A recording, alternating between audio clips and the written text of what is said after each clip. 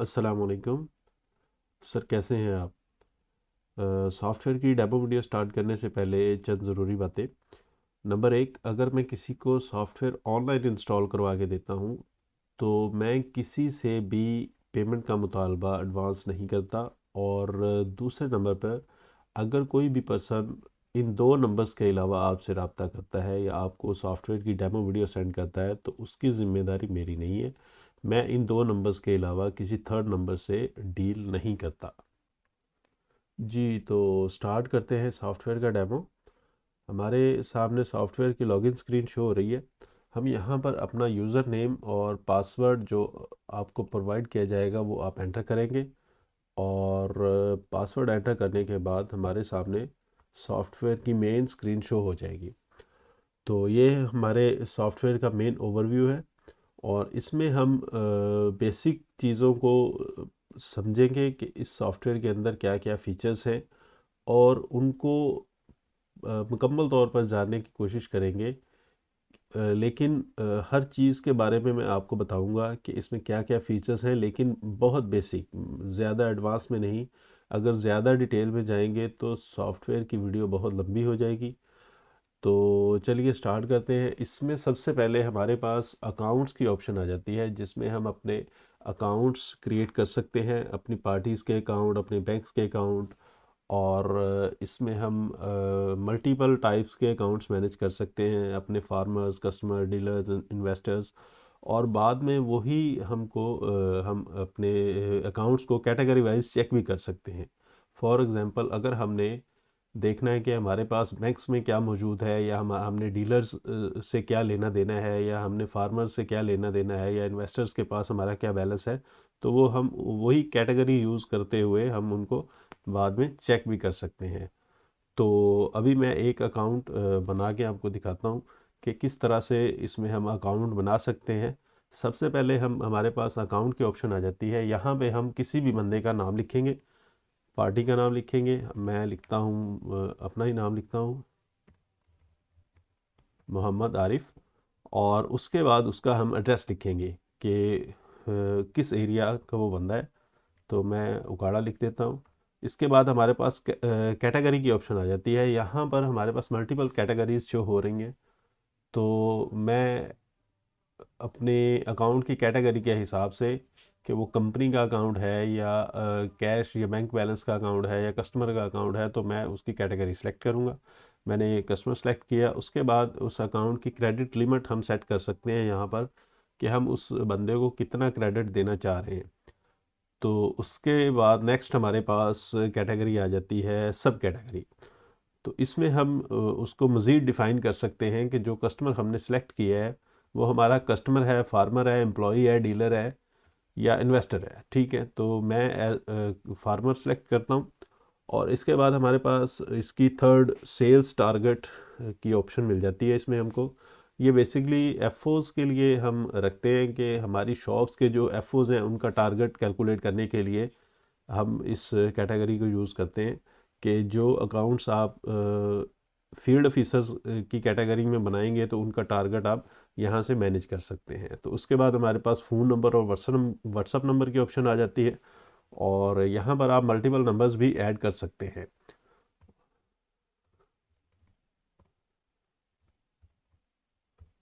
ठीक है।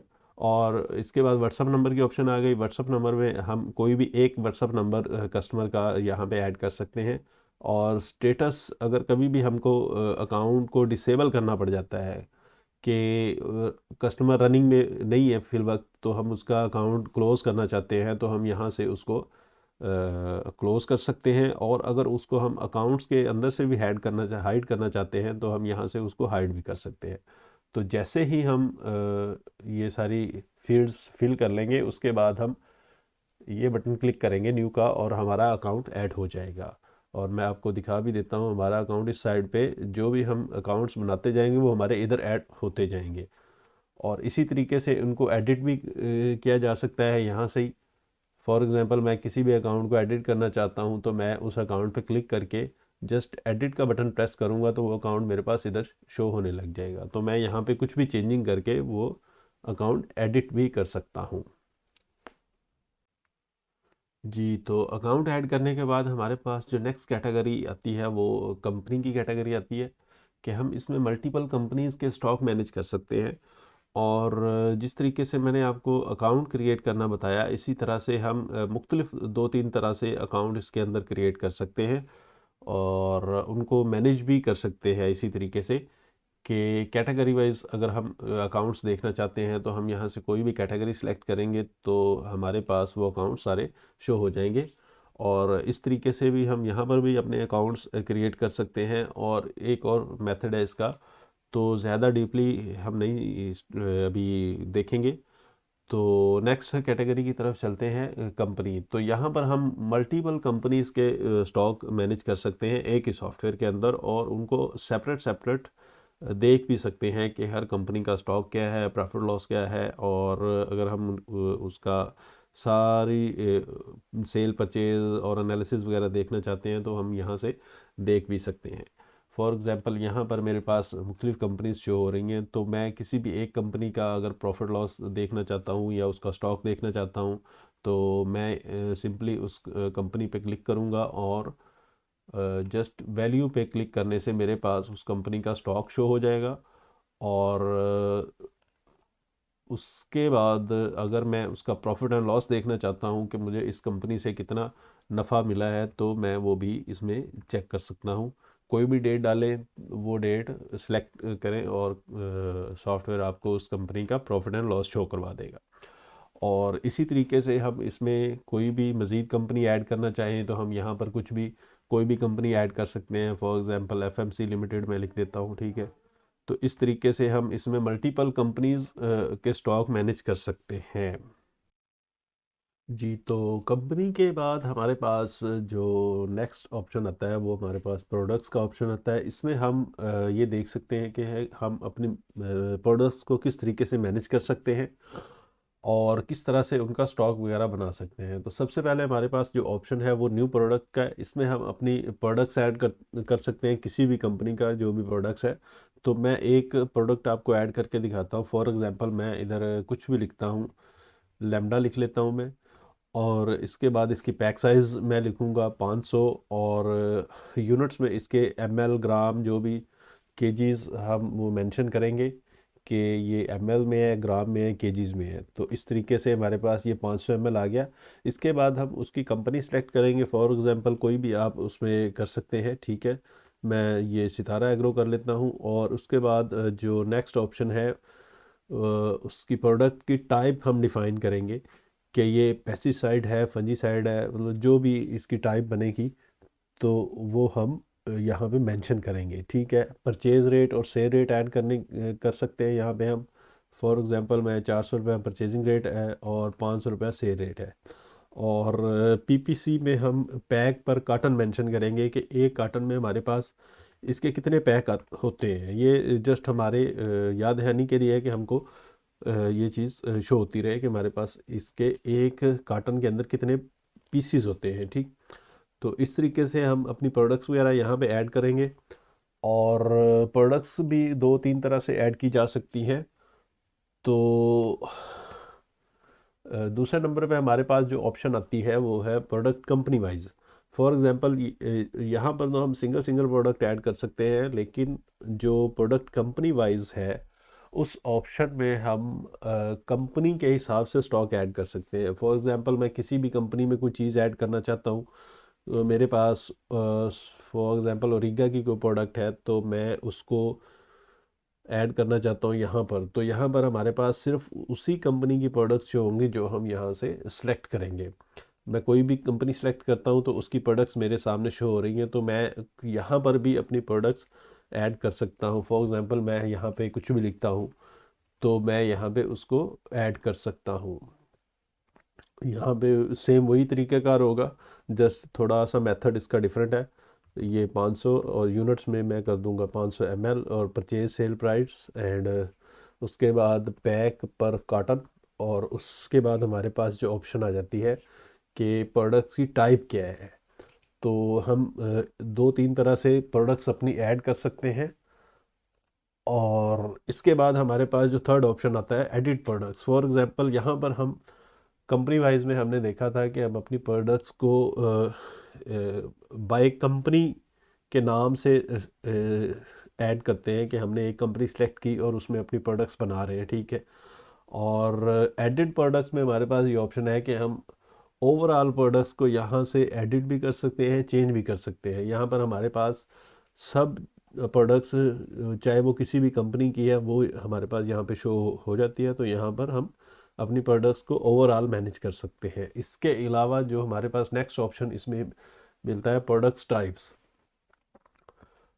तो प्रोडक्ट टाइप्स के अंदर हमारे पास जो उसकी मेन टाइप्स आ जाती हैं। यहाँ पर हम मल्टीपल टाइप्स ऐड कर सकते हैं, और न्यू टाइप भी अगर हम कोई बनाना चाहें तो हम यहाँ पर बना सकते हैं। फॉर एग्जांपल यहाँ पर हमने पेस्टिसाइड, हर्बिसाइड, इस तरीके से कुछ टाइप्स लिखी है, और मैं अब देखना चाहता हूँ कि मेरे पास पेस्टिसाइड में कौन कौन सी प्रोडक्ट्स पड़ी हैं।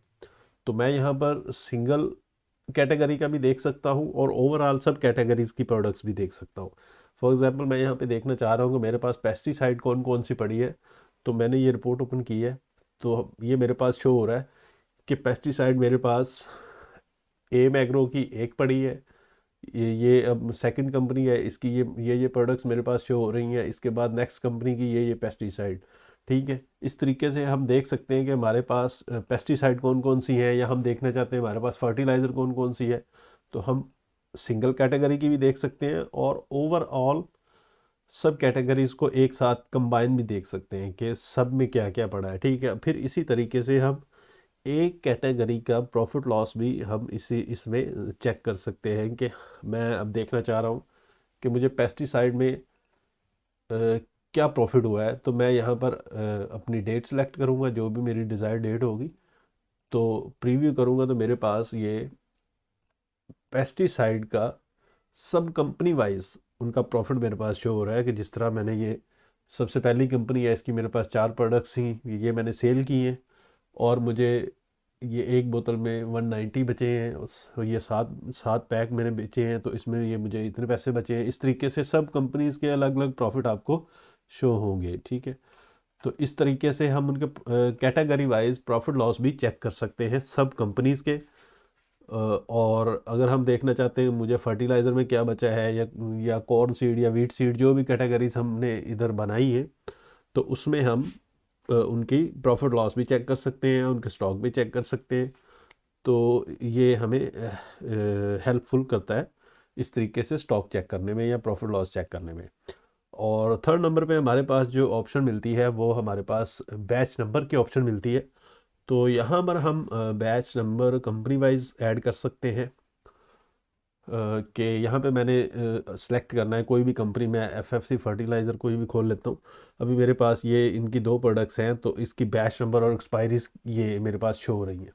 यहाँ पर हम मल्टीपल बैचेस को भी मैनेज कर सकते हैं, और ये सिस्टम हमें हेल्प करता है कि हमको बैच नंबर और एक्सपायरीज के अलर्ट भी प्रोवाइड करता है। और हम यहाँ पर मल्टीपल बैचेस, मतलब एक ही प्रोडक्ट के अगर हमारे पास 2 बैच पड़े हैं, तो वो हमको उनको अलग-अलग मैनेज करने में भी ये हमारी हेल्प करता है, ठीक है। इस तरीके से हम बैच नंबर्स को यहाँ पे मैनेज कर सकते हैं। और थर्ड ऑप्शन, जो नेक्स्ट लास्ट हमारे पास ऑप्शन आती है, वो हमारे पास एडिट बैच है। बैच नंबर्स में हम कंपनी वाइज बैचेस को मैनेज करते हैं, और एडिट बैच में हमारे पास ओवरऑल जितनी भी हमारे पास प्रोडक्ट्स हैं, उन सब के बैच नंबर्स शो हो जाते हैं। तो हम उनमें से किसी को भी एडिट या चेंज करना चाहें तो यहाँ से हम कर सकते हैं। तो ये हमारे पास जो प्रोडक्ट्स का सेक्शन था, ये हमारे पास ओके हो गया। अभी हम चलते हैं नेक्स्ट कैटेगरी की तरफ, जो कि है हमारी ओपनिंग्स की। तो बेसिकली ओपनिंग्स में हम अपने ओपनिंग बैलेंसेस और ओपनिंग स्टॉक मैनेज करते हैं। फॉर एग्जांपल आज हम सॉफ्टवेयर स्टार्ट कर रहे हैं, तो हमारे पास जो भी करंट स्टॉक मौजूद होगा, मतलब हाज़िर स्टॉक जो भी हमारे पास मौजूद होगा, वो हम ओपनिंग स्टॉक में ऐड करेंगे। और जो भी पार्टीज़ के प्रीवियस बैलेंस या बैंक्स के जितने भी बैलेंस हैं, तो वो हम ओपनिंग बैलेंस में ऐड करेंगे। तो उस वो मतलब ये जस्ट एक ही बार ये ओपनिंग्स वाला फीचर यूज़ होता है जब हम नए सिरे से सॉफ्टवेयर को स्टार्ट करते हैं। तो उसके बाद ओपनिंग्स की ज़रूरत नहीं पड़ती, उसके बाद जस्ट नॉर्मली सेल, परचेज़ और पेमेंट, रिसेप्ट, इन चीज़ों की ज़रूरत पड़ती है। तो इसलिए इनको मतलब मज़ीद डिफ़ाइन करने की ज़रूरत नहीं है। तो इसके बाद हम चलते हैं, नेक्स्ट हमारा जो ऑप्शन आता है इसके अंदर, वो हमको मिल जाता है सेल्स का। इसमें हम इसमें हम सेल्स और परचेज़ दोनों दोनों देखेंगे कि हम किस तरीके से इसमें सेल्स की और परचेज़ की एंट्री करते हैं। और मैं आपको अभी बताऊंगा कि किस तरीके से हम इसमें सेल्स की एंट्री करते हैं। तो मैं सेल्स एंड रिटर्न्स को ओपन कर लेता हूँ। ये मेरे पास एक सेल्स एंड रिटर्न्स का वाउचर ओपन हो गया। और यहाँ पर हमारे पास जो सबसे पहली ऑप्शन आती है, इसमें हमारे पास मोड में sale sale return and claim and expiry issues, ये तीन हमारे पास ऑप्शंस आती है। तो हम यहाँ से अपना मोड सेलेक्ट करेंगे कि हम सेल कर रहे हैं, या अगर किसी कस्टमर की कोई रिटर्न वापस आती है तो हम उसकी एंट्री भी इसी वाउचर के अंदर सेल रिटर्न की करेंगे। तो यहाँ पर हमें सेल सेलेक्ट कर लिया, और बाय डिफ़ॉल्ट ये सिस्टम आज की डेट पिक कर लेगा। और हम अगर डेट को चेंज करना चाहते हैं तो हम डेट चेंज भी कर सकते हैं। तो इसके अलावा नेक्स्ट हमारे पास जो ऑप्शन आता है, यहाँ पर हम अपनी पार्टी का नाम सेलेक्ट करेंगे कि हम कैश पे सेल कर रहे हैं तो आरसीसी कैश वाला अकाउंट हम यूज़ करेंगे, जो कि सिस्टम का बाय डिफ़ॉल्ट अकाउंट है। और अगर इसके अलावा हम क्रेडिट पे सेल कर रहे हैं तो जो भी हम अकाउंट यहाँ पे ऐड करेंगे तो हम किसी भी पार्टी का नाम यहाँ पे सेलेक्ट करेंगे कि जिस बंदे को हम वो चीज़ सेल कर रहे हैं क्रेडिट पे। और उसके बाद वेयर हाउस की ऑप्शन आ जाती है हमारे पास कि फॉर एग्ज़ाम्पल हम अपनी शॉप के साथ हमारे पास वेयर हाउस भी है, और हमने अगर उस बंदे को चीज़ शॉप से दी है या वेयर हाउस से दी है। फॉर एग्ज़ाम्पल हमने उसको किसी और जगह से माल उठवाया है, मतलब फॉर एग्ज़ाम्पल ए स्टोर, जिस तरह अभी ये लिखा है, तो ए स्टोर से हमने उसको माल उठवाया है, तो हम ए स्टोर सेलेक्ट करेंगे और ये सिस्टम खुद ब खुद ही उस स्टोर में से वो चीज़ माइनस कर देगा। ठीक है, अगर हम उसको शॉप सेलेक्ट करते हैं तो सिस्टम शॉप से वो चीज़ लेस करेगा, और अगर हम स्टोर सेलेक्ट करते हैं तो सिस्टम स्टोर से उस चीज़ को लेस करेगा। तो इसी में हम मतलब अपने स्टोर्स भी मैनेज कर सकते हैं, और यहाँ पर हम मल्टीपल स्टोर्स मैनेज कर सकते हैं। वो नेक्स्ट मैं आपको बताऊँगा किस तरीके से। तो यहाँ पर हमने शॉप सेलेक्ट कर ली, और इसके बाद सर यहाँ पर हम लिखेंगे रिमार्क्स, मतलब कुछ भी बिल नंबर हो सकता है, या अगर कोई बंदा खुद नहीं आता या किसी और को भेज देता है तो हम लिखते हैं बदस फलां, और ये वो इस तरीके से कुछ भी ए बी सी नरेशन, कुछ भी उसका एक्स वाई जी कुछ लिख सकते हैं। तो यहाँ पर हम उसकी नरेशन लिखेंगे कि क्या है, मतलब डिटेल्स है उसकी। और नेक्स्ट हमारे पास जो ऑप्शन आ जाता है कि हम यहाँ पर प्रोडक्ट सेलेक्ट करेंगे, और हमारे पास यहाँ पे प्रोडक्ट्स लिस्ट में आइटम का नाम, बैच नंबर, कंपनी और एक्सपायरी डेट शो हो रही है। तो यहाँ पर हम कुछ भी लिखेंगे। फॉर एग्जांपल मैं लैम्डा लिखता हूँ तो ये मेरे पास लैम्डा की कैटेगरी आ गई सारी। और यहाँ से मैं अपना जो भी प्रोडक्ट मैं इसको सेल आउट कर रहा हूँ, मैं वो सिलेक्ट करने के बाद यहाँ पे जस्ट क्वांटिटी और उसकी प्राइस। अभी प्राइस की बात करें तो प्राइस सिस्टम में दो तरीके से मेंशन की हुई है इस सॉफ्टवेयर के अंदर, कि अगर हम उसको ऑटोमेटिकली जो हमने पहले परचेज़ प्राइस और सेल प्राइस डाली थी वहाँ से पिक करना चाहते हैं तो सॉफ्टवेयर वहाँ से भी पिक कर लेगा। और अगर हम अपनी मर्ज़ी से कोई भी प्राइस ऐड करना चाहते हैं तो हम यहाँ पर अपनी मर्ज़ी से भी कोई प्राइस ऐड कर सकते हैं। मैं यहाँ पर 500 लिख देता हूँ, ठीक। और अगर क्वांटिटी कुछ भी हो, फॉर एग्जांपल मैं इसकी 3 पैक कर देता हूँ, तो अमाउंट कैलकुलेट खुद ही हो जाएगी। इसके बाद नेक्स्ट ऑप्शन हमारे पास आ जाता है स्टेटस। और इसका मैं आपको बताता हूँ कि कभी कभार ऐसा होता है कि कोई कस्टमर हमसे बिल बनवा लेता है और माल लेकर नहीं जाता, मतलब पेंडिंग छोड़ देता है हमारे पास, कि वो कहता है यार ये बिल बन गया है, अब माल अपने पास रखो, मैं फ़लाँ डेट को या कल या परसों को कभी भी तो वो चीज़ आपसे ले जाऊंगा। ठीक है, तो उस सूरत में हम ये पेंडिंग और डिलीवर्ड सेलेक्ट करते हैं कि अगर कोई कस्टमर माल बकाया छोड़ गया है तो हम यहाँ पे पेंडिंग करेंगे, और सिस्टम हमको बताएगा कि इस बंदे का ये माल बाकी हमने अभी उसको डिलीवर्ड करना है या अभी हमने उसको दिया नहीं है। ठीक है, तो ये एक तरीके से हम इसको इस तरह से भी मैनेज कर सकते हैं। तो ये बिल बन गया हमारे पास। यहाँ पर हमारे पास कैश रिसीव और रिमेनिंग की ऑप्शन आ जाती है कि फॉर एग्ज़ाम्पल अब इस बंदे ने 1500 का बिल बनाया, अब ये क्रेडिट बिल है तो कैश रिसीव और रिमेनिंग मोस्टली कैश के बिल में यूज़ होगा। और कि इस बंदे ने 1500 का बिल बनाया, वो 2000 रुपया पे कर रहा है, तो उसको हमने बाकी कितने पैसे देने हैं। तो ये उस चीज़ के लिए फंक्शन शो होता है कि हम रिमेनिंग बैलेंस उसका देख सकें कि हमने उसको वापस कितने करने हैं। ठीक है, इसका सिस्टम के साथ कोई लिंक नहीं है, ये जस्ट रिमेनिंग उसको बकाया देने के लिए ये चीज़ शो करवाता है सिस्टम। और थर्ड ऑप्शन हमारे पास जो आ जाती है वो हमारे पास आ जाती है, सॉरी, इसके बाद जो हमारे पास ऑप्शन आती है पेमेंट की ऑप्शन आती है। तो पेमेंट असल में इस तरीके से है कि एक बंदा हमारे पास उधार का बिल, जिस तरह अभी ये बन रहा है अब्दुल हकीम, इसका 1500 रुपये का बिल बन गया। अब वो कहता है यार मुझसे आप 500 रुपया मेरा जमा कर लो और बाकी मेरा 1000 मेरे अकाउंट में डाल दो। ठीक है, तो ये पेमेंट इसलिए पेमेंट का वाउचर यूज़ होता है, पेमेंट की कैटेगरी। यहाँ पर हम पेमेंट डाल देंगे तो ये अब इस बंदे की 500 रुपया जमा हो जाएगा और बाकी 1000 रुपया इसके अकाउंट में चला जाएगा। तो ये इस तरीके से हम यहाँ पे भी मैनेज कर सकते हैं और उसकी अलग से पेमेंट की एंट्री भी डाल सकते हैं। और नेक्स्ट हमारे पास प्रॉमिस डेट आ जाती है।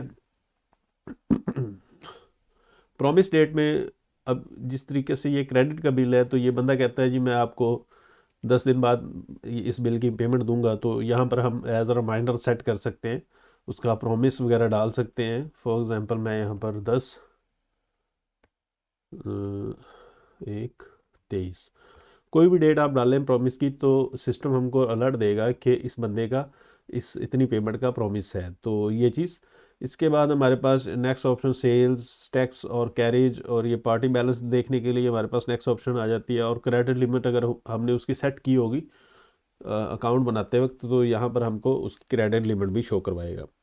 तो इस तरीके से हम इस सॉफ्टवेयर के अंदर बिलिंग कर सकते हैं और उसका हम प्रिंट A4 साइज़ पे भी ले सकते हैं और थर्मल प्रिंटर पे भी इसका प्रिंट हम ले सकते हैं। तो ये हमारा सेल्स का वाउचर हो गया। इसी तरीके से परचेज़ का वाउचर भी सेम इसी तरीके से है कि हम अपना मोड सेलेक्ट करेंगे और उसके बाद हम अपनी पार्टी, मतलब जहाँ से भी हम परचेज़ कर रहे हैं, फॉर एग्जांपल कंपनी से परचेज़ कर रहे हैं, तो हम अब यहाँ पर कंपनी का नाम सेलेक्ट करेंगे और किस स्टोर में हम माल ले रहे हैं। ठीक है, और यहाँ पर हम इनवॉइस नंबर या कुछ भी जो भी रेफरेंस नंबर हम यहाँ पर डाल सकते हैं। और उसके बाद जो हम प्रोडक्ट परचेज़ कर रहे हैं, मैं कुछ भी परचेज़ करता हूँ यहाँ पर लैम्डा 100 बोतल 400। ठीक है, इस तरीके से हम परचेज़ की एंट्री इसमें कर सकते हैं। तो सेल और परचेज़ मोस्टली ये चीज़ें यूज़ होती हैं और ये वाउचर बहुत ही इजी है, इसमें मतलब कोई मुश्किल नहीं है। अगर हमने फॉर एग्जांपल कोई और चीज़ भी है, मल्टीपल प्रोडक्ट्स हम एक ही वाउचर में परचेज़ कर रहे हैं, मतलब एक इनवाइस के अंदर हमको 2 या 3 आइटम्स या प्रोडक्ट्स हमको कंपनी भेजती है, तो वो भी हम इसी तरीके से यहाँ पे ऐड कर सकते हैं। ठीक है, तो मैं यही ऐड कर रहा हूँ ये इस तरह से। तो एक ही वाउचर के अंदर हम मल्टीपल प्रोडक्ट्स को ऐड कर सकते हैं। तो ये सेल और परचेज़ का हो गया। इसके बाद हमारा ये ऑप्शन क्लोज, और ये हमारा सेल परचेज़ हो गया। अभी हम नेक्स्ट स्टार्ट करेंगे पेमेंट्स का सेक्शन। और पेमेंट के सेक्शन में हमारे पास जो कैटेगरीज शो हो रही हैं, उसमें सबसे पहले हमारे पास पेमेंट्स एंड रिसेप्ट्स आ गई, जिसमें हम अपनी पार्टीज़ की पेमेंट्स, फॉर एग्जांपल हम किसी को कुछ पेमेंट कर रहे हैं या किसी से कुछ पेमेंट ले रहे हैं, तो दोनों तरह के हम इसमें ट्रांजैक्शंस कर सकते हैं। और उसके बाद हमारे पास जो ऑप्शन आ जाता है बैंक पेमेंट्स का, इसमें हम अपने बैंक्स के काम को अलग से मेंशन कर सकते हैं कि अगर हमने बैंक में कोई कैश विड्रॉ मतलब डिपॉजिट करवाया या विड्रॉ किया, या कोई ऑनलाइन कहीं करवाई है, या किसी कंपनी को हमने कोई पैसे भेजे हैं बैंक के थ्रू, तो वो हम यहाँ पर अपनी बैंक पेमेंट में मैनेज कर सकते हैं। इसके अलावा थर्ड ऑप्शन हमारे पास आ जाता है पार्टी ट्रांसफ़र वाउचर का। इसमें हम for example general entries, for example हमने एक अकाउंट से पैसे निकाले और दूसरे में डाल दिए, या एक पार्टी के पैसे हमने दूसरे के खाते में जमा करने हैं, तो इसलिए हम इसके लिए हम पार्टी ट्रांसफ़र का वाउचर यूज़ करते हैं। और नेक्स्ट हमारे पास ऑप्शन जो आ जाता है वो ड्यू डेटेड चेक्स का आ जाता है। तो इसमें हम मैनेज करते हैं ड्यू डेट्स के चेक। फॉर एग्जांपल कोई कस्टमर हमको 5-10 दिन बाद का कोई चेक दे देता है कि ये फ़लाँ डेट को कैश करवा लीजिएगा, तो हमारे पास उसका डाटा सिस्टम में मौजूद होना चाहिए कि हम उनको मैनेज यहाँ पे कर सकते हैं, और सिस्टम हमको उस चीज़ का अलर्ट देगा कि आपके पास ड्यू डेट का चेक आज की डेट का मौजूद है। तो इस तरीके से हम ड्यू डेट के चेक्स को मैनेज कर सकते हैं। और गारंटीड चेक्स वगैरह भी हम इसमें बाज़ औक़ात हम एज अ ज़मानत के तौर पर किसी बंदे को कोई चेक दे देते हैं कि ये ज़मानत के तौर पे चेक है और ये आपसे मैं वापस ले लूँगा, या इस तरीके से जो भी मामला हों, तो एज अ गारंटीड चेक्स भी हम इसके अंदर मैनेज कर सकते हैं। और सिस्टम उसका भी डाटा रखेगा अपने पास कि हमने ज़मानत के चेक किस किस बंदे को दिए हुए हैं, और उसमें हम उनके पर्पस भी मैंने मेंशन कर सकते हैं कि किस पर्पस के लिए ये हमने दिया है। और उसके अलावा जो लास्ट हमारे पास ऑप्शन आ जाती है वो आ जाती है पेमेंट प्रोमिसेस। और इसमें हम अपने पेमेंट्स के प्रोमिसेस वगैरह ऐड कर सकते हैं। फॉर एग्जांपल कोई बंदा हमको कहता है कि मैं आपको 10 दिन बाद इतने पैसे दे दूंगा, ठीक है। या हम किसी बंदे से वादा कर लेते हैं कि यार मैं आपको 5 दिन बाद इतनी पेमेंट दूंगा, तो हम दोनों तरह के रिमाइंडर इसके अंदर लगा सकते हैं, पेमेंट्स के भी और रिसेप्ट्स के भी, ताकि सिस्टम जब वो डेट आएगी तो हमको उस चीज़ का अलर्ट सिस्टम देगा। तो ये इनका एक छोटा सा ओवरव्यू था। अभी मैं इनकी डिटेल ओवरव्यू आपको बताता हूँ कि किस तरीके से ये सिस्टम एंट्रीज़ को मैनेज करता है इसमें। तो सबसे पहले हम पेमेंट्स में आ जाते हैं। पेमेंट्स में हम सबसे पहले इसका मोड सेलेक्ट करेंगे, मोड ऑफ ट्रांजैक्शन, कि हम कैश पेमेंट कर रहे हैं या कैश एक्सेप्ट कर रहे हैं, ठीक है। तो यहाँ पर हम अपना मोड सेलेक्ट करेंगे कि हम कोई भी मोड सेलेक्ट करें। यहाँ पे करंट डेट खुद ही आ जाएगी, और अगर हम डेट चेंज करना चाहें तो डेट चेंज भी कर सकते हैं। इसके बाद हम यहाँ पर अपना अकाउंट सेलेक्ट करेंगे कि हमने किस अकाउंट में पेमेंट दी है या किस पार्टी को पेमेंट दी है। फॉर एग्जांपल मैं ABL में पेमेंट कर रहा हूँ, तो मैं ABL भी यहाँ पे सेलेक्ट कर सकता हूँ। और मैं अगर किसी कस्टमर को पेमेंट दे रहा हूँ या कोई भी खर्चे के लिए मैंने कुछ पेमेंट दी है, तो मैं यहाँ पर उस अकाउंट में पेमेंट डाल सकता हूँ। यहाँ पर मैं अपने रिमार्क्स वगैरह मेंशन कर सकता हूँ कि नेट कैश है, क्या है, किस काम के लिए है, ठीक है। फॉर एग्जांपल हम कोई इलेक्ट्रिसिटी बिल है या कोई भी चीज़ है, या कोई सैलरी हमने दी है किसी बंदे को, तो हम यहाँ पर उनको मैनेज कर सकते हैं कि मैं लिखता हूँ ये आरिफ सैलरी, ठीक है। इस तरीके से हम रिमार्क्स दे सकते हैं। और उसके बाद हम ये हमारी पेमेंट की एंट्री कंप्लीट हो गई। तो एक ही वाउचर में हम मल्टीपल पेमेंट्स की एंट्रीज कर सकते हैं। और रिसेप्ट का भी सेम इसी तरीके से होगा कि अगर हमने रिसेप्ट की एंट्री करनी है तो हम यही वाउचर यूज़ करते हुए just mode of transaction change होगा, और उसके अलावा बाकी सारी डिटेल एज इट इज़ ही रहेगी कि मैं किसी भी बंदे से रिसीव कर रहा हूँ कोई भी कैश, तो मैं इस तरीके से एंट्री कंप्लीट हो गई। और ऊपर जो ऑप्शंस हमारे पास शो हो रही हैं, यहाँ पर हम ये थर्मल प्रिंटर के लिए है, इसके हम प्रिंट ले सकते हैं रिसेप्ट प्रिंटर पे। और ये प्रीव्यू हम चेक कर सकते हैं उसका, ये A4 साइज़ के लिए है। और इसके अलावा फाइंड अकाउंट, अगर हमने कोई अकाउंट सर्च करना है इसके अंदर, फॉर एग्जांपल मैं कोई भी अकाउंट में आरिफ ही लिखता हूँ, तो हमारे पास जितने भी आरिफ नाम के बंदे होंगे वो हमारे पास शो हो जाएंगे, ठीक है, इस तरीके से। और नेक्स्ट हमारे पास अनलॉक का बटन है। तो इसमें हम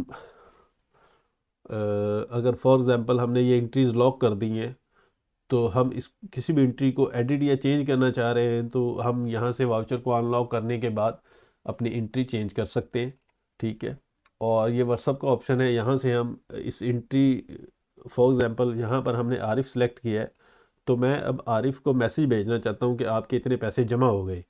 तो मैं जस्ट यहाँ से व्हाट्सअप के बटन पे क्लिक करूँगा तो इस बंदे को व्हाट्सअप मैसेज चला जाएगा कि आपके इतने पैसे अकाउंट में जमा हो गए, ठीक। तो ये इसके कुछ ऑप्शन हैं, और ये पेमेंट और रिसेप्ट दोनों में ही ये काम करेगा। इसके बाद नेक्स्ट हमारे पास जो ऑप्शन आता है वो है बैंक पेमेंट्स का। इसके अंदर भी हम सेम वही तरीक़ेकार यूज़ करेंगे कि हम सबसे पहले मोड ऑफ़ ट्रांजैक्शन सेलेक्ट करेंगे कि हम पेमेंट कर रहे हैं बैंक को या बैंक से रिसेप्ट कर रहे हैं कैश।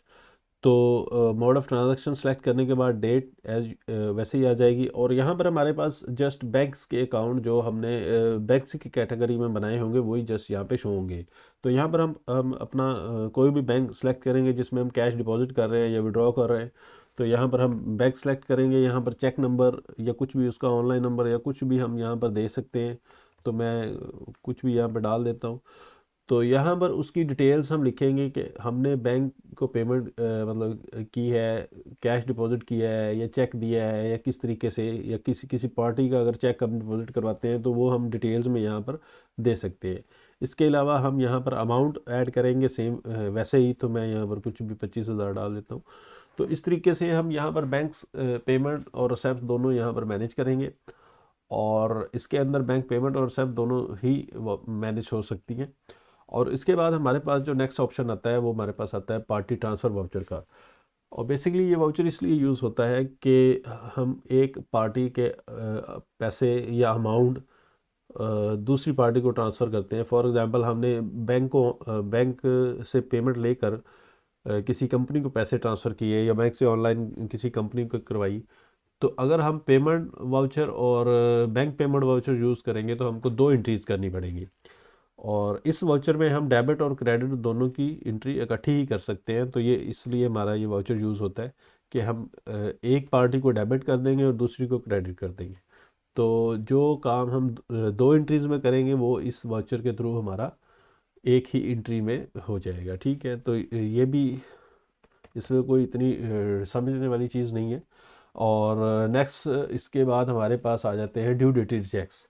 और यहाँ पर हम अपने ड्यू डेट्स के चेक्स वगैरह मैनेज करेंगे कि हमने ड्यू डेट का चेक इशू किया है। अगर हम किसी को चेक इशू करते हैं तो वो भी हम इसके अंदर मैनेज कर सकते हैं। और अगर हमें चेक रिसीव हुआ है किसी बंदे का ड्यू डेट का तो वो भी हम यहाँ पर मैनेज कर सकते हैं। और यहाँ पर चेक की रिसीविंग डेट आ जाएगी कि चेक रिसीव किस डेट को हमने किया है और उसकी ड्यू डेट क्या है। फॉर एग्ज़ाम्पल मैं यहाँ पर 12 तारीख लिख देता हूँ। ठीक है, और ये आ गया। अभी हमारे पास सिस्टम शो करवा रहा है कि 4 दिन बाद ये चेक हमारा मतलब हम इसको डिपॉजिट कर सकते हैं या कैश कर सकते हैं। तो यहाँ पर इस तरीके से ड्यू डेट डालेंगे। नेक्स्ट हमारे पास इशूड बाय कि चेक किस बंदे ने इशू किया है हमको या हमने किसी को अगर इशू किया है तो वो हम, अगर हम किसी को इशू करते हैं तो हम बैंक अकाउंट नेम लिखेंगे यहाँ पर। और अगर हमने किसी से रिसीव किया है तो हम उस बंदे का नाम लिखेंगे कि हम किस बंदे से किस बंदे का चेक है। तो यहाँ पर सेम वही अमाउंट डाल देंगे। और यहाँ पर उसकी डिटेल्स डालने के बाद रिमार्क्स वगैरह में चेक नंबर या कुछ भी आप यहाँ पे मेंशन कर सकते हैं। तो ये हमारे पास ड्यू डेट्स के चेक यहाँ पर हम अपने मैनेज कर सकते हैं। और इस यहाँ पर हमारे पास सब चीज़ें शो होंगी। फॉर एग्ज़ाम्पल अभी मेरे पास जिस तरीके से ये चीज़ शो हो रही है कि इस बंदे का ड्यू डेट का चेक ये मेरे पास 25,000 का पड़ा है। तो ये सिस्टम इस तरीके से ड्यू डेटेड चेक्स को भी मैनेज करेगा। और उसके बाद गारंटीड चेक्स भी सेम एज इट इज़ है, उसमें भी हम मैनेज कर सकते हैं कि हमने किस बंदे को चेक दिया है और चेक की डिटेल, किस बैंक का चेक है, चेक नंबर और अकाउंट नंबर ये वो। और रिटर्न डेट कि अगर हम गारंटीड चेक किसी को देते हैं तो वो हमने वापस कब लेना है तो वो हम इसमें मैनेज कर सकते हैं। और इसके अलावा नेक्स्ट हमारे पास जो कैटेगरी है पेमेंट प्रोमिसेस। यहाँ पर हम दोनों तरह के प्रोमिसेस ऐड कर सकते हैं कि हमने पेएबल प्रोमिस ऐड करना है या रिसीवेबल। फॉर एग्जांपल अगर कोई हमको कैश देने का वादा करता है कि मैं आपको 10 दिन बाद इतना कैश दूंगा या आप मुझे 10 दिन बाद इतना कैश दें, तो हम दोनों तरह के प्रोमिसेस यहाँ पर ऐड कर सकते हैं। और सिस्टम हमको उन प्रोमिसेस के अलर्ट्स भी शो करवाएगा जब उसकी डेट आ जाएगी। तो सिस्टम हमको उस चीज़ का रिमाइंडर भी देगा। ठीक है, तो ये पेमेंट्स का सेक्शन भी क्लियर हुआ। इसके बाद हमारे पास स्टॉक का टैब आ जाता है। स्टॉक में हमारे पास जो ऑप्शंस हैं, सबसे पहले हमारे पास स्टॉक ट्रांसफ़र का ऑप्शन है। स्टॉक ट्रांसफ़र का ऑप्शन हम यूज़ करते हैं बाज़ औक़ात हमें कोई चीज़, कोई प्रोडक्ट शॉप से उठाकर स्टोर में ट्रांसफ़र करनी पड़ती है या स्टोर में से कोई चीज़ शॉप पर अगर हम ट्रांसफ़र करते हैं तो उसके लिए हम स्टॉक ट्रांसफ़र का वाउचर यूज़ करते हैं। और इसके बाद हमारे पास स्टॉक एडजस्टमेंट कि इसमें कोई चीज़ काउंटिंग के दौरान अगर कोई मिसिंग चीज़ होती है तो स्टॉक वगैरह की एडजस्टमेंट के लिए हम स्टॉक एडजस्टमेंट का वाउचर यूज़ करते हैं। और उसके बाद हमारे पास जो थर्ड ऑप्शन है वो स्टॉक लेजर का है। स्टॉक लेजर में हम किसी भी कंपनी के ओवरऑल स्टॉक चेक कर सकते हैं और उसकी मुख्तलिफ रिपोर्ट्स वगैरह भी हम यहाँ से देख सकते हैं। फॉर एग्ज़ाम्पल मैं यहाँ से कोई भी कंपनी पावर क्रॉप खोल लेता हूँ और यहाँ पर जो कंपनी मैं सेलेक्ट करूँगा उसकी मुझे उनकी प्रोडक्ट्स और बैच नंबर, एक्सपायरी और उसकी क्वांटिटी मुझे यहाँ पर शो हो जाएगी। और इसके अलावा इनकी डिटेल्स अगर मज़ीद हम देखना चाहें कि मैं ओवरऑल क्लोजिंग स्टॉक देखना चाह रहा हूँ, ये सारी ऊपर जितनी भी हैं ये रिपोर्ट्स हैं। तो मैं अगर ओवरऑल कंपनी सब कंपनीज़ का वैल्यू देखना चाहता हूँ तो मैं यहाँ से देख सकता हूँ। ये मेरे पास रिपोर्ट ओपन हो गई और सब कंपनीज़ का मेरे पास यहाँ पर स्टॉक शो हो रहा है। और नेक्स्ट इसके बाद बैच नंबर वाइज आप देख सकते हो, वैल्यू वाइज में आप देख सकते हो कि मैं सब कंपनीज़ की वैल्यू देखना चाहता हूँ कि स्टॉक की क्या वैल्यू है। ठीक, तो वो भी मैं यहाँ से सब कंपनीज़ की अलग अलग वैल्यू देख सकता हूँ। ठीक, फॉर एग्ज़ाम्पल मैं यहाँ से देखना चाह रहा हूँ कि जो कंपनी मैंने सेलेक्ट की है सिर्फ उसी का स्टॉक शो हो, तो ओवरऑल यहाँ पर करेंगे तो कंपनी का ओवरऑल स्टॉक शो हो जाएगा। ये जस्ट इसकी स्टॉक की क्वांटिटी है, इसमें वैल्यू नहीं है। अगर हम वैल्यू वाइज देखना चाहते हैं तो हमारे पास ये वैल्यू वाइज आ जाएगा। ये रिपोर्ट्स ओवरऑल कंपनी वाइज थी, ये सिर्फ जो सिलेक्टेड कंपनी हमारी होगी उसका स्टॉक हमको शो करवाएगा। फॉर एग्जांपल मैं इस कंपनी के स्टॉक की वैल्यू देखना चाहता हूँ तो मैं यहाँ से वैल्यू पे प्रेस करूँगा तो मेरे पास ये रिपोर्ट ओपन हो जाएगी जिसके अंदर ये शो करवा रहा है क्वांटिटी ये है और उनकी वैल्यू ये है। ठीक है, और टोटल मेरे पास इतने इतने का इस कंपनी का स्टॉक पड़ा हुआ है। ठीक, तो इस तरीके से बाकी ये सारी रिपोर्ट्स वगैरह हैं। समरी है, बैच नंबर वाइज आप देख सकते हो, कंपनी वाइज देख सकते हो, सेल परचेज आप देख सकते हो। ठीक है, मैं अभी इस सेलेक्टेड कंपनी की सेल देखना चाहता हूँ तो मैं यहाँ से मुख्तलिफ रिपोर्ट्स हैं जो मुख्तलिफ कैटेगरी वाइज बनी हुई हैं, तो इनको आप देख सकते हो कि यहाँ पर एक ये ओवरऑल कंपनीज़ की स्टॉक शो करवा रहा है कि ये एक सेल हुआ इतने में और ये नेक्स्ट कंपनी है इसकी जो भी सेल है इस तरीके से। और अगर मैं उनकी कंपनी वाइज देखना चाहता हूँ तो मैं यहाँ से सिलेक्ट करूँगा तो मेरे पास अभी जो सिलेक्टेड कंपनी है सिर्फ उसका स्टॉक शो हो रहा है, सॉरी स्टॉक सेल शो हो रही है उसकी कि ये इतने पैक सेल हुए और ये प्राइस थी और ये टोटल अमाउंट इतने में और ये इस कंपनी की ये सेल इतने की है। इस तरीके से अगर मैं इसकी परचेज़ देखना चाहता हूँ तो मैं ओवरऑल यहाँ से देख सकता हूँ और कंपनी वाइज मैंने इसकी परचेज़ देखनी है तो मैं यहाँ से देख सकता हूँ कि अब ये इस कंपनी की परचेज़ है जो यहाँ पर ये शो हो रही है। इस तरीके से रिपोर्टिंग इसमें बहुत ज़बरदस्त की हुई है। और बाकी इसमें ये मंथ वाइज आप देख सकते हो, मंथली आइटम वाइज देख सकते हो आप। और इसमें मैं आपको खोल के दिखा देता हूँ जिस तरीके से ये है कि ये पावर क्रॉप साइंस इसकी 10वें मंथ में ये सेल है और सेकंड मंथ में ये सेल है 2022 में इस तरीके से, और ये रिटर्न्स है और थर्ड मंथ में ये सेल है और इसके बाद रिटर्न्स कोई नहीं है। इस तरीके से आप उनको डिफरेंट टाइप वाइज भी देख सकते हो, कंपनी वाइज भी देख सकते हो। तो ये हमारा स्टॉक लेजर है। और उसके बाद हमारे पास स्टॉक मूवमेंट का ऑप्शन आ जाता है कि जिसके अंदर हम सिंगल सिंगल प्रोडक्ट्स की मूवमेंट को चेक कर सकते हैं कि उसका इन आउट कैसे कैसे हुआ और क्या क्या मतलब किस पार्टी को हमने सेल आउट किया, किससे परचेज़ किया, कितने में किया। तो मैं यहाँ पर कोई भी प्रोडक्ट लिखता हूँ, मैं यहाँ पर NPK लिख देता हूँ। ये हमारे पास इसकी सारी डिटेल शो हो रही है और हमारे पास ये इसका स्टॉक शो हो रहा है। करंट स्टॉक 257 है, ये हमने परचेज़ किया, रिसीव इतने में ये रेट इसका शो हो रहा है। इसके बाद हमने 30 सेल आउट किया इतने में, ये इतना सेल आउट, ये जो भी रिसीव इशू सारा डेबिट क्रेडिट सारा इसकी डिटेल आपको इस तरीके से शो होगी कि कैश पे कितना बेचा, किस कस्टमर को बेचा, किस डेट में बेचा। तो ये सिंगल प्रोडक्ट वाइज, वो कंपनी वाइज था स्टॉक लेजर में, और स्टॉक मूवमेंट में आपको सिंगल प्रोडक्ट वाइज हम उसका एनालिसिस कर सकते हैं कि किधर से आया, किधर गया, कितने में आया। और सारी यहाँ पर हमको उसकी स्टॉक की वैल्यू शो करवाएगा सिस्टम, कितनी वैल्यू का स्टॉक है, डेबिट क्रेडिट टोटल, और उसका जो प्रॉफिट लॉस भी शो करवाएगा और उसका रिमेनिंग बैलेंस भी सिस्टम शो करवाएगा। और नीचे सारी डिटेल आ रही है इस तरीके से ऊपर हमारे पास मल्टीपल रिपोर्ट्स हैं। हमने क्लोजिंग स्टॉक देखना है ओवरऑल, हम यहाँ से ओवरऑल स्टॉक देख सकते हैं कि किस कंपनी का हमारे पास क्या स्टॉक है। हमने देखना है टाइप वाइज कि हम एक सिंगल टाइप का हम स्टॉक देखना चाहते हैं। मैं देखना चाहता हूँ यार मेरे पास फर्टिलाइज़र कौन कौन सी पड़ी है, ठीक, तो मैं उसकी सारी डिटेल यहाँ पर देख सकता हूँ 00120। इस तरीके से हम अपनी मर्ज़ी की डेट सेलेक्ट करेंगे जिस जो भी हमने देखनी है, तो यहाँ से हम उसका देख सकते हैं कि परचेज़ ये हुई, सेल ये हुई, नेट क्वांटिटी ज़ीरो, ठीक। इस तरीके से ये सारा हम उसका देख सकते हैं सेल परचेज़। और उसके बाद कंपनी वाइज हम देख सकते हैं कि हम कंपनी वाइज हमने क्या सेल किया, क्या हमारे पास स्टॉक है। तो ये हमारे पास कंपनी वाइज हर चीज़ का अलग अलग स्टॉक शो हो रहा है, ठीक है। जैसे ये 115 है, बाकी ये 00 आ रहा है, ठीक है। इस तरीके से हम कंपनी वाइज भी स्टॉक इसका चेक कर सकते हैं। और ये सारे मल्टीपल रिपोर्ट्स हैं, वेयर हाउस वाइज भी है।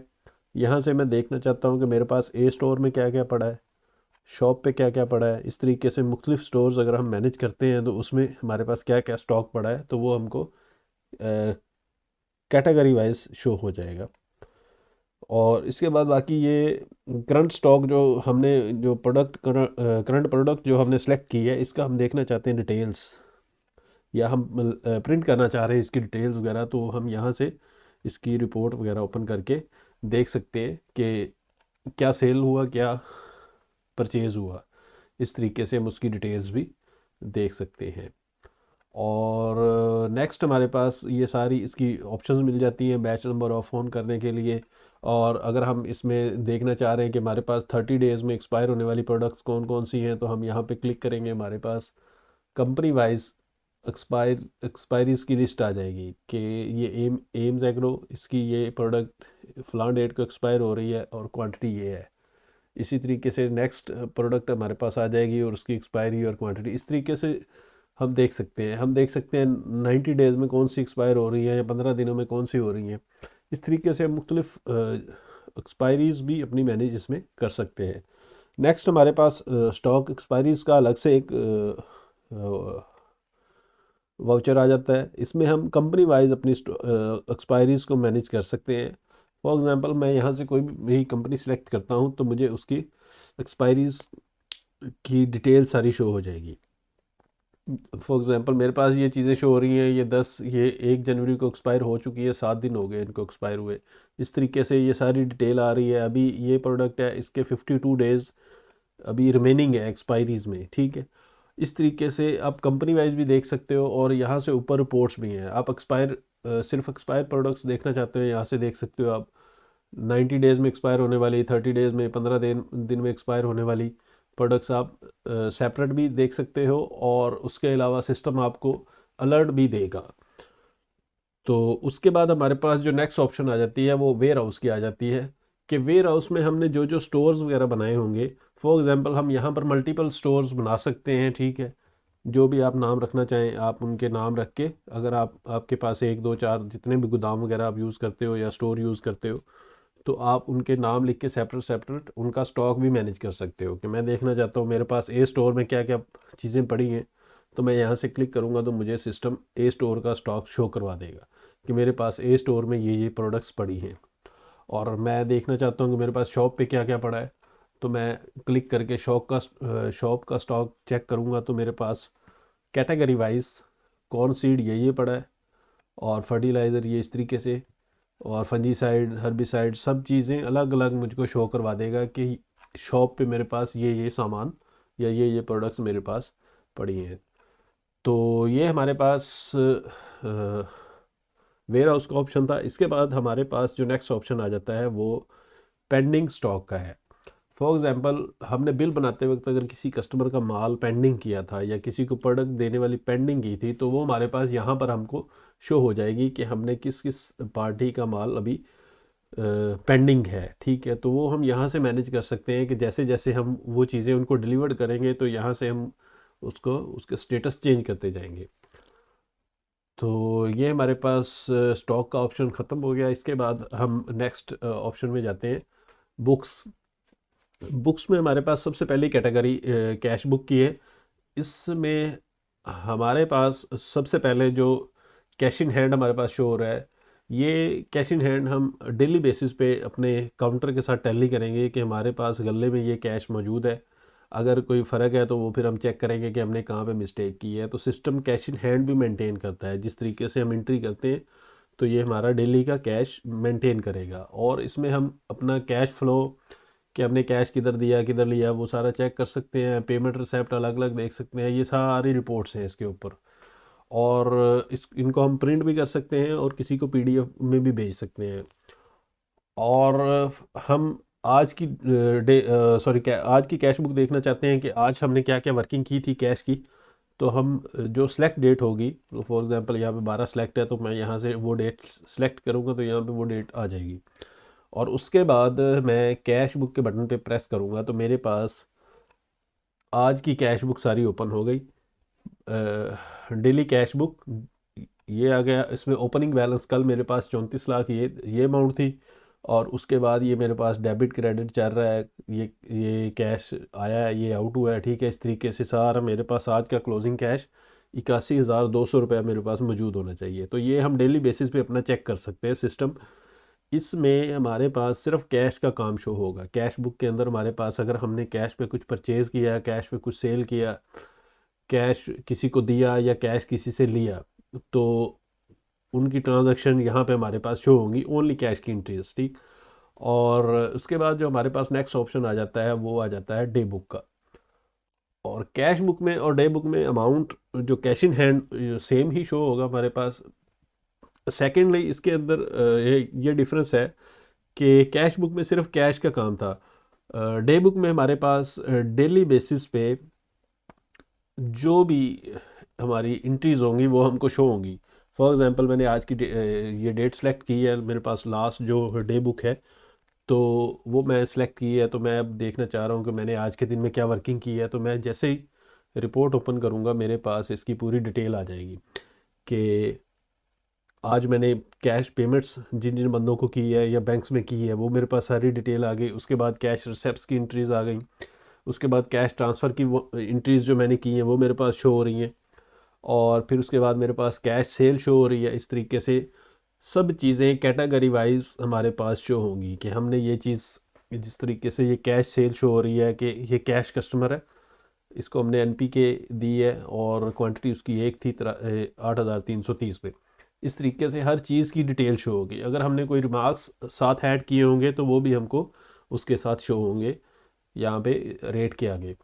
तो इस तरीके से ये कैश सेल आ गई। उसके बाद हमारे पास क्रेडिट सेल आ जाएगी और फिर परचेज शो हो रही है। और परचेज़ के बाद सेल रिटर्न के एक दिन की पूरी वर्किंग जो भी हमने कुछ जो भी ट्रांजैक्शन की है वो कैटेगरी वाइज हमको शो हो जाएगी। इस रिपोर्ट को हम डेली बेसिस पे प्रिंट करके अपनी फाइल में भी लगा सकते हैं, चेक भी कर सकते हैं कि कोई मिस्टेक तो नहीं है, ठीक है।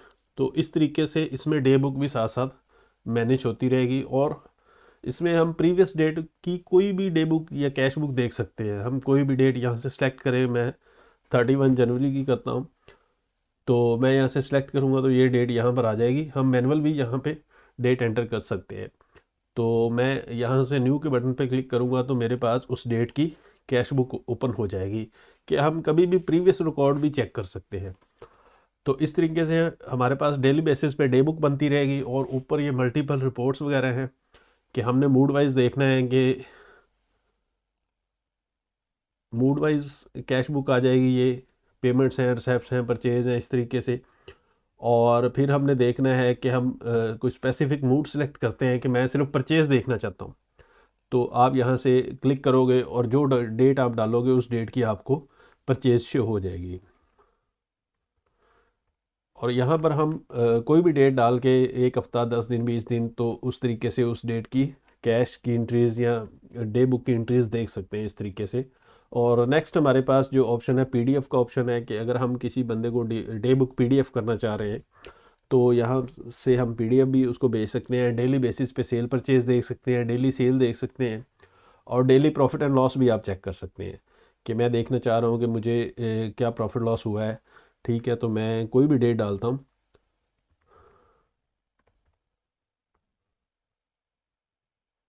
और इस तरीके से आप डेली बेसिस पे चेक कर सकते हैं कि डेली बेसिस पे टोटल प्रॉफिट क्या है, लॉस क्या है, जो भी है, तो वो हम इस तरीके से देख सकते हैं। इसके अलावा कैटेगरी वाइज प्रॉफिट लॉस भी हम देख सकते हैं, वो भी सेम एज इट इज़ कि आप कोई भी डेट डालें और उसमें हमको जिस तरीके से ये रिपोर्ट शो हो रही है कि पेस्टिसाइड में मुझे ये बचा है, हर्बिसाइड में ये बचा है, फंजीसाइड में ये, माइक्रो न्यूट्रन में ये है, कॉर्न सीड में ये, इस तरीके से हम डेली बेसिस पे कैटेगरी वाइज भी देख सकते हैं। और profit and loss party wise भी हम अपना प्रॉफिट लॉस चेक कर सकते हैं कि मैं देखना चाह रहा हूँ कि मुझे किस पार्टी से कितने पैसे बचे हैं, तो वो हम यहाँ पर देख सकते हैं कि ये आरसीसी कैश का काम है, इसमें ये चीज़ें मैंने सेल आउट की हैं और उसमें मुझे ये प्रॉफिट हुआ है। इसके बाद नेक्स्ट आप चलते जाएं और ये काफ़ी पेजेस बन जाते हैं। मतलब डिपेंड करता है कि ये आपकी कितनी एंट्रीज होती हैं और कितनी वर्किंग होती है, तो इस तरीके से आपको हर कस्टमर का अलग अलग प्रॉफिट और लॉस शो होगा कि जिस तरह ये कस्टमर है, अब ये सरसब्ज यूरिया 8 लेके गया है और इसने मुझे 467 रुपये का लॉस किया है, ठीक है। इस तरीके से ये इमरान अरशद है, ठीक है, ये प्रोडक्ट्स ये लेके गए हैं 1 2 3 4 जिस तरह, और ये साथ साथ उनका प्रॉफिट और लॉस शो हो रहा है। तो इस तरीके से हम कस्टमर वाइज भी अपना प्रॉफिट और लॉस चेक कर सकते हैं। और नेक्स्ट हमारे पास जो ऑप्शन आ जाता है वो फ़ोन बुक का है। फ़ोन बुक में हमारे पास जो जो कस्टमर्स जिनके नंबर हमारे पास ऐड होंगे वो हमारे पास फ़ोन बुक में शो हो रहे होंगे। हमने किसी भी नंबर किसी कस्टमर का नंबर निकालना है तो हम यहाँ से भी वो चेक कर सकते हैं। इसके बाद हमारे पास प्रॉमिस बुक शो हो रही होगी कि हमने जिस बंदे के भी प्रोमिस ऐड किए होंगे, चाहे वो बिल बनाते वक्त या वैसे प्रॉमिस के वाउचर में, तो वो हमारे पास यहाँ पर उनकी सारी डिटेल्स भी शो हो जाएगी अगर हम मैनुअली चेक करना चाहें। और अगर हम वैसे सिस्टम अलर्ट इस चीज़ का देगा कि जब भी हम सिस्टम को स्टार्ट करेंगे सॉफ्टवेयर को, तो आज की डेट के जो भी प्रोमिस होंगे वो शो हो जाएंगे या एक्सपायरीज शो हो जाएंगी।